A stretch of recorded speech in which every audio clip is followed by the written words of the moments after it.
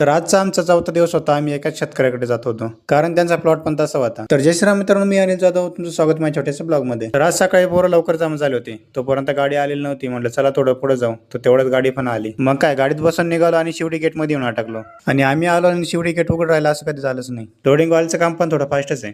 गाडी आली नाही का लगेच ट्रॅक्टर लावून घेते कॅरेट भरायला. मग काय म्हटलं, इकडे शेतकऱ्यांनी शेक करेल होता, म्हटलं जाऊ थोडं शेकायला. आणि आज आम्ही शेतकऱ्याकडे थोडं लवकरच पोहोचलो होतो. थंडी तर काय वाजत नव्हती, पण केलं शेक तो शेकूनच घेऊ म्हटलं. मग काय, लोडिंग वाल्यानं पण तिकडे ट्रॅक्टर भरून ठेवला होता. म्हटलं जाऊ दे राहू दे, ट्रॅक्टर भरायला इकडे या तुम्ही शेकायला. तर आता तुम्ही म्हणता असेल एवढं ट्रॅक्टर भरून बांधून काय घेऊन चालले, कारण लोडिंग पण तेवढी लांब होती ना.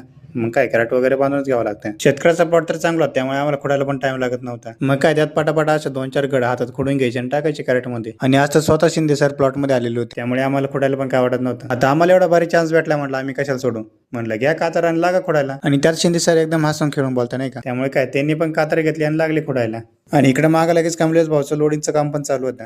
तर तुम्ही माझा असाल कॅरेटमध्ये ग्रेप कार्ड वगैरे का टाकता, तर ग्रेप कार्ड टाकायचं कारण एक टेम्परेचर जास्त होऊन देत नाही, त्याने माल थोडा थंड राहतो. मग काय, तिथून निघालो आणि डायरेक्ट युनिट लिहून थांबलो. तर आत्तापुरतं एवढंच, भेटू पुढल्या व्हिडिओमध्ये.